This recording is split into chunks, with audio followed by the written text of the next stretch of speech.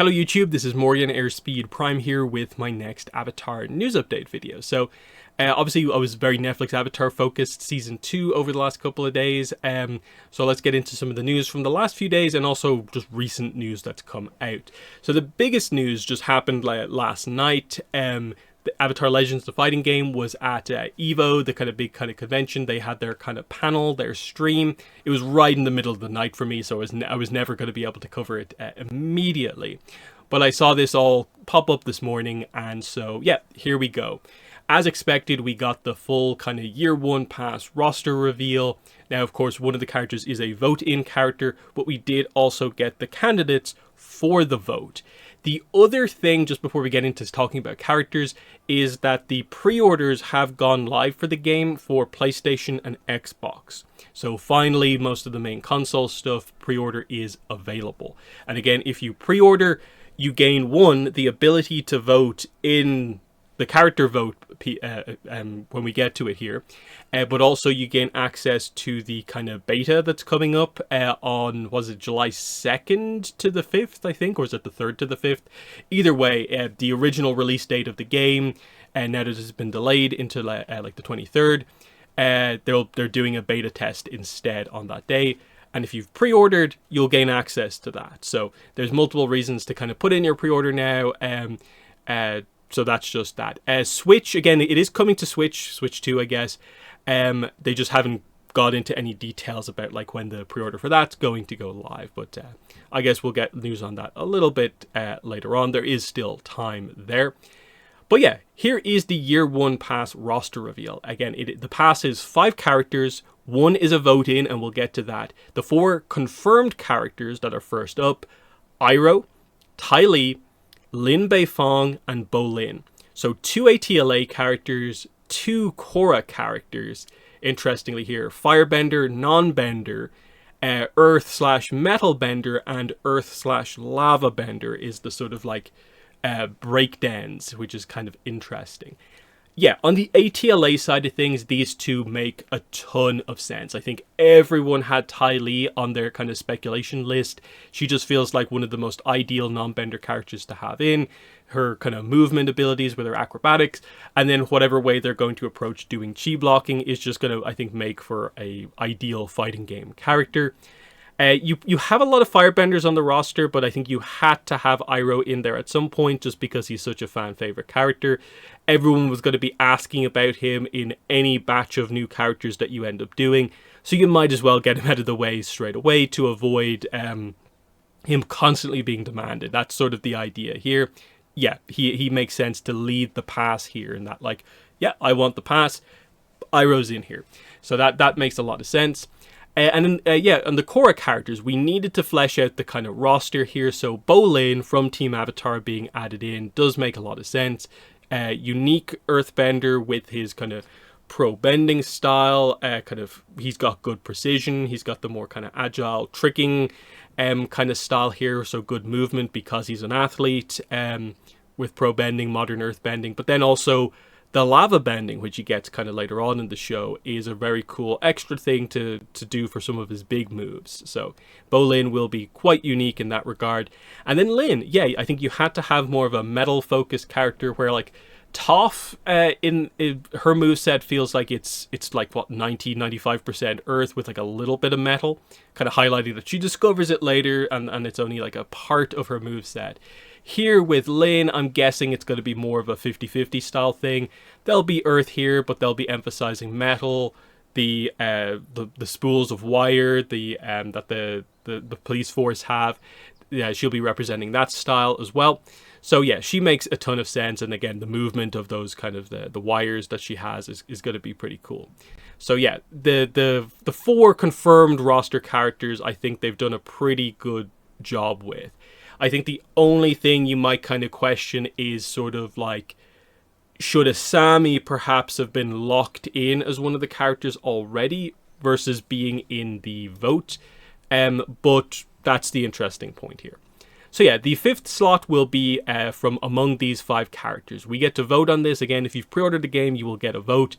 I don't believe they have explained the procedure for how the voting actually works in terms of like, will we get an email Is there some way for when you get the game and the game comes out for them to do the vote through the game, knowing that you've pre-ordered? I'm not really sure. We'll see how that exactly works. But these are the characters to choose from: Tenzin, Kuvira, Amon, King Boomy, and Asami. So very interesting selection here. We've gone for 4 Korra characters, only 1 ATLA character. And I think they've done a good job here of not making the ATLA character kind of be the obvious like standout option. Whereas if they had put like a Ty Lee or an Iroh in this, it feels like the other characters might not matter. The other characters just getting voted in. Here, this actually feels like it could be a somewhat even vote. I think there will be kind of favorites from among these, but I think there is a point to be made about every single one of these characters. So, obviously Tenzin and Asami stand out as like the most kind of main character of the characters here, where they will be a really nice fit on the roster just to, again, fill out the Korra roster. We do need more non-benders, so Asami with her kind of martial arts with technology kind of focus could actually be quite fun. But Tenzin as sort of like a kind of older master airbender could offer something quite unique in that, like, I think it is good to have to showcase those different kind of styles. Of course, Aang as the kind of young master airbender with some of those avatar aspects, but here's just straight up master airbender with decades of experience. That's definitely cool. And again, it's Tenzin, such a main character in Korra. It feels like he deserves to be in the game at some point, even if he doesn't win this poll here. Asami, it feels like sort of has to be in the game as well. So it's one of those interesting ones there. 2 different Korra villains from the first and last season. So Amon and Kuvira. So Kuvira, of course, Earth and Metal Bender, but I'm going to guess that the way they'll tackle her character will be to have her be like 90% metal. Like everything will be metal, little bit of Earth. That's probably the way to kind of go with her to get across just how unique she is as a character. Amon also interesting because he's a waterbender technically, but we would not expect his moveset to involve basically any typical waterbending. He's going to be kind of chi blocker stuff plus bloodbending stuff. And that's going to kind of visually showcase itself kind of differently because of how powerful it is. And it kind of makes him sort of interesting to see how exactly they do that, because bloodbending could be quite overpowered. Like, he's an overpowered character by his very nature. That's like the point of him. How do they do that in a fighting game that's meant to be sort of balanced? And how do they make bloodbending cool without being like overpowered? So he's unique by himself. And then I do think Boomy, even though, like, you know, it feels like it's a lot of the main characters of Korra versus, like, you know, King Boomy, who people remember but is not on maybe the same level just in terms of how often he appears.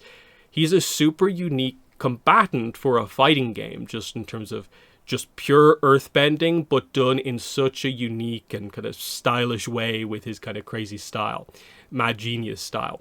So he feels perfect for like a fighting game character. So all of these deserve to be in here. The way they were talking about it at the panel, I watched some of the clips. It seems like they at the very least have to put some of the early planning into these characters. So it's not like they're going to get the vote and then just decide like, oh, we start from scratch. They do have some stuff planned for all of them. So there's a little bit of a sense of, if they get to do more characters, if the game does well and they can confirm that they're doing like a year 2 stuff, is it as simple as just like the other 4 characters will become the locked in year 2 DLC characters and then we'll do a fan vote for the last one on year 2? That could be one way to do it, because I do think people ultimately would want all of these characters on the roster. And we kind of go from here. As for, I suppose, obvious suggestions of who's going to win and who might not do as well, I hope people maybe realize like the value of kind of adding some more core characters to the roster. It'd be cool to kind of have that. So I do think there probably people are going to probably choose one of the core characters over Boomy. So he might be a little bit out of the running, but I don't think he'll get like no votes. I think there will be some support for Boomy. I can see it being mostly, I think, between like Amon and Asami. just because Kuvira, the timing might not be right for her to win, purely because if Kuvira won the vote, then the year one pass would be 3 Korra era earthbenders. Now, they're all different in that, like, okay, you have 2 earth metal benders, but I think Lin's going to be more kind of half and half. Kuvira will be more kind of full metal, and then Bolin has the lava bending aspect, but it would be a little bit kind of unbalanced to do that. So I just think maybe that full variety aspect, Kuvira might not kind of end up coming through. Tenzin, almost maybe for similar reasons, like, I think he needs to be in the game at some point, but like, is he going to be enough to, like, we need to vote him into the game immediately, or can we wait to get him at a later point, is maybe some of the Tenzin aspect. Does, like, just having another Master Airbender on the roster kind of appeal to people as much as some of the other more unique stuff that the fighters offer? That's kind of the interesting thing. So I do think, I would say, both in terms of what I think might end up being the way fans end up going, and also my own personal opinions. I think Amon or Asami is probably where my vote is going, and where I think the win might actually come from. I could see people really liking the idea of this. And it's ultimately going to come down to sort of the idea of sort of like the maybe character fan favorite, where maybe there's some slight questions about, like, is her moveset going to be the most unique thing in the game with Asami, versus just the cool factor appeal of Amon, and how kind of cool a lot of his kind of like techniques are. So I don't know, it's an interesting one. I can see, you know, people being happy with a lot of these characters, but like, I think people will be maybe more upset if Asami doesn't make it in. And there'll be a real kind of need to almost be like, wait, the characters who quote-unquote lost the character vote, it doesn't mean that they're never coming to the game, but like, they have to wait to kind of confirm stuff. So there's going to be some interesting stuff with this. But yeah, there are my thoughts on the fighting game stuff. And then we'll cover some of the other stuff as well. In terms of publishing news, we haven't had a lot, but again, we're approaching San Diego Comic-Con. We're under a month away from San Diego Comic-Con, so we're getting there. We're expecting news there, and probably publishing news as well. The only news is just that we do now have a cover for the official pop-up book. So this is art by Sora Medina here on the cover here. Very nice, with the kind of 5 main Team Avatar members. We've seen Sora Medina do some of these books before, so I really like her art, and I'm glad to see her kind of getting the focus here. The pop-up book is coming out on the 13th of April 2027. I think it was pushed back from when it was initially announced. It's a 10-page book, but again, remember, each double-page spread has full pop-up, like, paper engineering stuff going on. So that's why it's only 10 pages, and why it's a somewhat expensive book. But it is going to be cool to see, like, the art when we do maybe get to see some of the interiors on this. So just a cool kind of little thing there to see that. Always nice to see some new Avatar art. A little bit more of an update on the Book 3 Fire soundtrack. Jeremy Zuckerman posted a link to this site, Republic Records, where you can pre-order the vinyl edition of the soundtrack. Again, the soundtrack's coming out on July kind of 17th. So that's kind of what's going on there. It is also up on Amazon.com if you are interested. So you can order this to various different countries, though you will have to pay customs and stuff like that. But you know, there is an option that's not just the really the restricted one. Like Republic Records, I think, only ship to America. So yeah, check where you usually would get stuff like this from. It might be up already. But yeah, the obvious one is that it is currently up on Amazon. So yeah, we're waiting for this to come out. It's only a few weeks away. We're 3 weeks away-ish from this. We haven't had a preview track yet, and I'm wondering, are they just not doing that this time out because it's the last book? We'll see how that goes. But yeah, exciting. We're getting very close to having all of the ATLA soundtrack at long last. Then this is interesting. They did some stuff for like the Sonic anniversary. They did a kind of stream where they showed off some stuff, and so we did get to see a little bit more of the Avatar Sonic Racing Crossworlds DLC.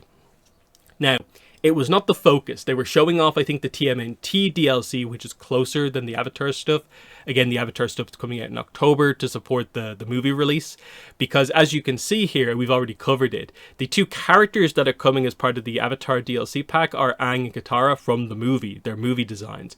But we get the name and a little bit of detail on the actual track from Avatar. It's Line Turtle Island. You can also see the kind of hoverboard, airbending hoverboard thing with the glider. That is the kind of vehicle you get for the Avatar one as well. So all very movie related stuff. They didn't really showcase it. It was more that like when they were showing off the TMNT stuff, naturally the Avatar stuff kind of popped up on screen at the same time. So it's just an interesting one that they have to kind of hold back on when they kind of showcase this, because spoilers basically for the movie still. So it's just kind of interesting. Brief one here, but just for our Avatar Legends Realms Collide, I already talked about how Jetsun is coming to the game. She's now technically in the game. There was a recent update, and so the Jetsun content is sort of now in the game. And I think she will be available to get for the first time on the 29th, because you have to wait for the Wheel of Fate event, where you can spend the gems to get the wheel to kind of get the shards to get the character. But it is the first novel character that's actually in the game, and you can see her character bio here. So it's Jetsun with the subtitle Light in the Mist. And then, yeah, as you can see here, they do have the full referencing what happens in the novels with her aspects. So they're going kind of full in on this. It's pretty accurate. So very cool, very well done for Avatar Realms Collide finally getting a novel character in the game. And then the idea is that Rongi is coming, I guess, a few weeks, a couple of months after this.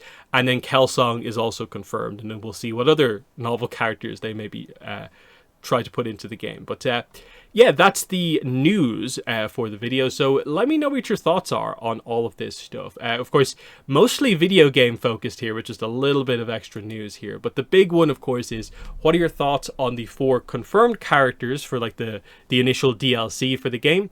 And then what are your thoughts on how the character vote is going to go? Who are you going to vote for? Who do you think will win? Let me know below. But yeah, that's been the video. Thanks for watching, and bye.